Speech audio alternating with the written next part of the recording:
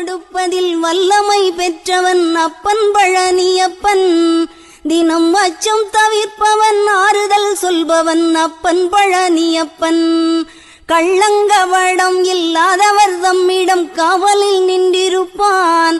அங்கு கால்நடையாய் வரும் மானிட ஜாதியை கண்டு கழித்திருப்பான்.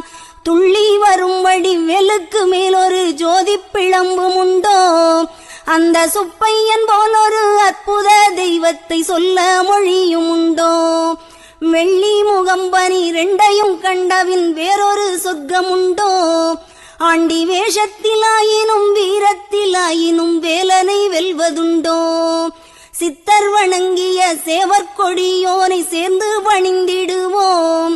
அந்த சிக்கலிலாயினும் செந்திலாயினும் சென்று பணிந்திடுவோம்.